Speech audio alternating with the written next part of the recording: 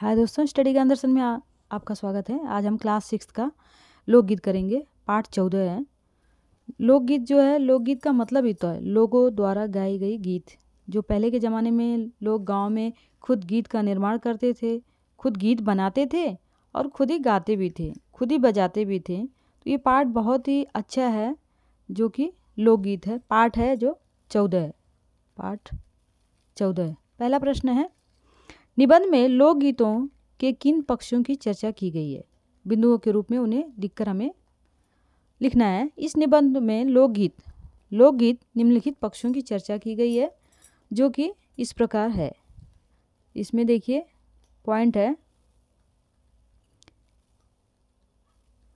लोकगीत प्रिय होते हैं। लोकगीत जो है लोगों को बहुत प्रिय लगते हैं। लोकगीत का महत्व भी बहुत है। लोकगीत और शास्त्रीय संगीत। लोकगीतों के प्रकार गायन शैली, राग, सहायक वाद्य यंत्र, गायक समूह। लोकगीतों के साथ चलने वाले नृत्य भी होते हैं। लोकगीतों की भाषा भी अलग अलग होती है। अलग अलग राज्य में अलग अलग प्रकार के लोग लोकगीत गाते हैं, उसे पसंद करते हैं, एंजॉय करते हैं। लोकगीतों की लोकप्रियता भी बहुत है गाँवों में। लोकगीतों के प्रकार, बिना किसी बाजे की मदद की सहायता से भी लोकगीत को गाया जाता है।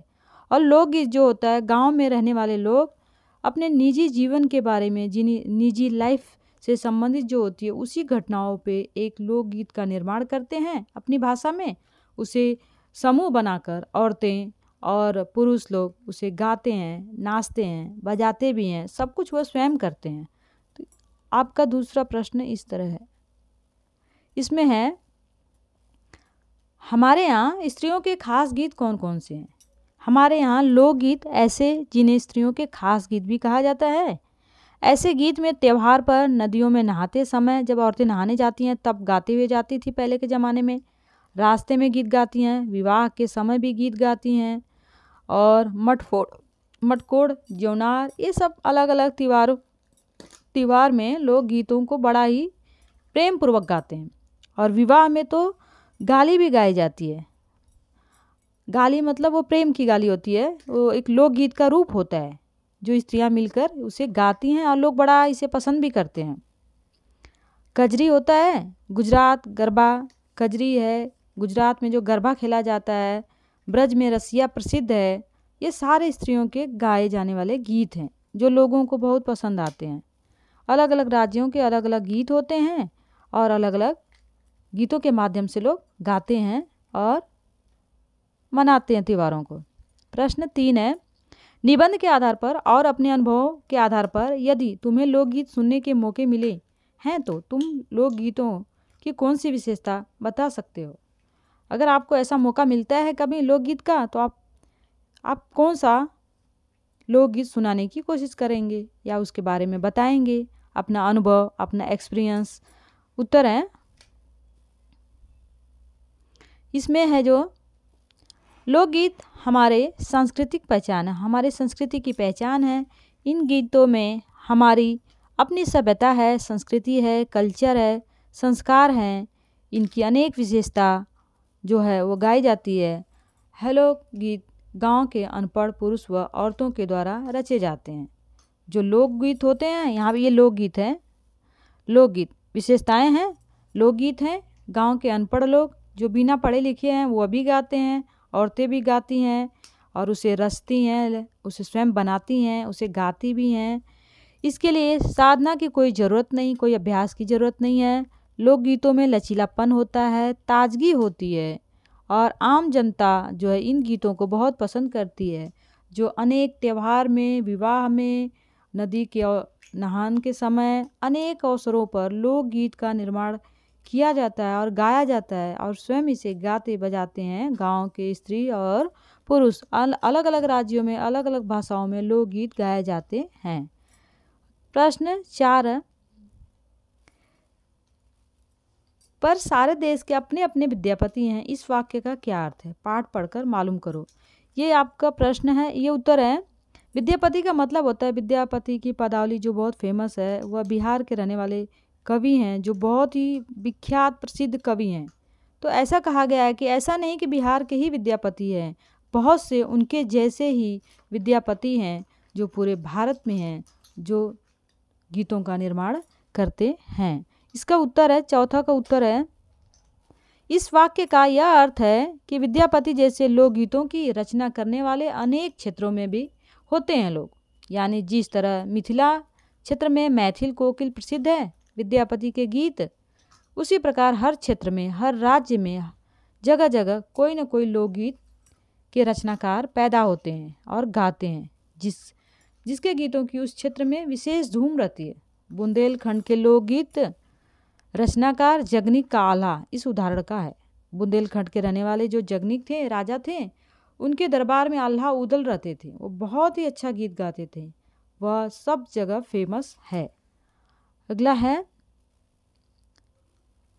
निबंध से आगे प्रश्न 1, लोक शब्द में कुछ जोड़कर, इसमें है लोक शब्द में कुछ जोड़कर जितने शब्द तुम्हें सूझे, सूझे मतलब दिखाई दे, सूची बनाना, उनकी एक लिस्ट बनाना है और उनमें अर्थ की दृष्टि से क्या समानता है, क्या आपको इक्वल लग रहा है, उसे हमें बताना है। जैसे लोक कला, लोक गीत, तो इस तरीके से बहुत सारे ऐसे हैं जो हमें बताना है। तो यहाँ से उत्तर है लोकहित, हमारे नेताओं को लोकहित में ध्यान रखकर काम करना चाहिए। या फिर स्कूल के शिक्षक सभी बच्चों को लोकहित के समान शिक्षा देने की कोशिश करते हैं, जो कि सबके हित में हो, सबकी भलाई में काम आए। लोकप्रिय, यहाँ पे है डॉक्टर राजेंद्र प्रसाद हमारे लोकप्रिय नेता थे। अगला है लोकप्रिय, लोक संगीत का अपना अलग ही आनंद होता है। लोकनीति, लोकनीति यदि सही है तो देश में समाज का विकास होगा। लोकनीति अगर सही है तो देश आगे बढ़ेगा। लोकगीत, लोकगीत, लोकगीतों की परंपरा का पालन केवल गांवों तक सीमित रह गया है। लोकगीत ज़्यादा करके गांव में ही गाए जाते हैं। गांव के लोग, गांव के स्त्री पुरुष गाते हैं, इसे खुद बनाते हैं और खुद ही गाते हैं। ये गांव में ही ज़्यादा गाए जाते हैं। लोक नृत्य, लोक मतलब लोगों द्वारा किया गया नृत्य।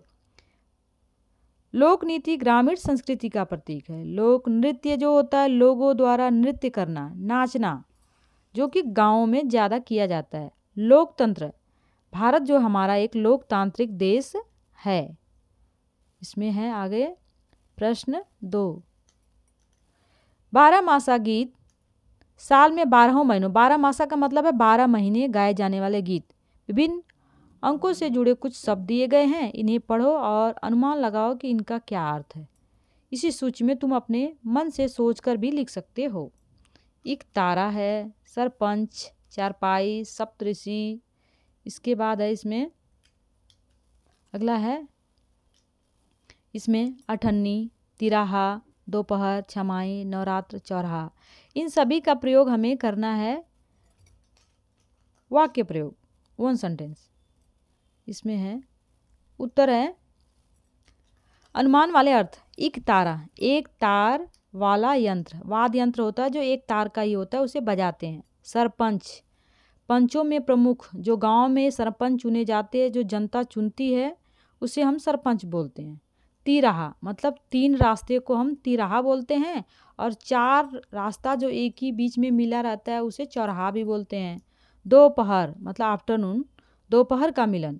चारपाई, 4 पैरों वाली चारपाई, बेड होता है ना 4 पैर, उसके भी होते हैं। छमाई, छमाई मतलब हाफ ईयरली, 6 महीने में होने वाला महीना, छमाई हाफ ईयरली। सप्तऋषि, सप्तऋषि मतलब 7 ऋषियों का समूह, ग्रुप, 7 ऋषियों का ग्रुप को ही सप्तऋषि कहा जाता है। इसमें है आगे नवरात्र, नवरात्रियों के समूह, 9 दिन चलने वाला माँ दुर्गा का नवरात्रि पर्व, जिसे नवरात्रि के समूह कहा जाता है। अठन्नी, 8 आना, 8 आना मतलब 50 पैसे, 15 पैसे। नवरत्न, नवरत्न मतलब 9 आभूषण, 9 गहने, जिसे नवरत्न कहा जाता है। शताब्दी, 100 सालों का समूह, 100 ईयर, जिसको 100 सालों का समूह कहा जाता है। चतुर्भुज, 4 भुजाओं से घिरी आवृत्ति, 4 भुजाओं से घिरी आवृत्ति। इस तरीके से उन सेंटेंस आप बना सकते हैं अपनी तरफ से भी। इसमें है हमें कुछ नहीं करना है, इसको सिर्फ भरना है। यहाँ पे को है, में और से। आदि वाक्य में संज्ञा का दूसरे शब्दों के साथ संबंध दर्शाते हैं। झांसी की रानी, यहाँ पे की लगा हुआ है, ऐसे ही हमें बनाना है। झांसी की रानी में भी ऐसे ही बनाना था। तुमने का के, यहाँ का के का भी प्रयोग करना है, मतलब कारक चिन्हों का प्रयोग। मंजरी जोश की पुस्तक भारतीय संगीत की भारत के एक लोकवाद का वर्णन दिया गया है, इसे पढ़ो और रिक्त स्थानों में उचित शब्द लिखो। तुरही भारत के कई प्रांतों में प्रचलित है, यह दिखने में अंग्रेजी, यहाँ में रहेगा, यहाँ पे में, दिखने में अंग्रेजी के यस या सी अक्षर की तरह होती है, यहाँ पे की रहेगा, की तरह होती है। वैसे ही ये जो है भरने का, आप यहाँ पे इसका उत्तर है, यहाँ भर दिया गया है, ये पूरा उत्तर यहाँ पे है। तो यहाँ पे है उत्तर।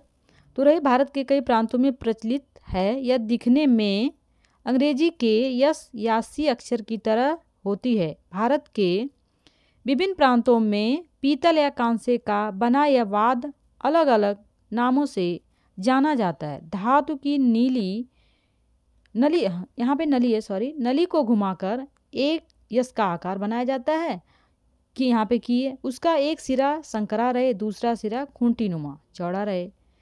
यहाँ पे को का प्रयोग है। एक छोटी नली अलग से जोड़ी जाती है, इसमें है आगे जोड़ी जाती है।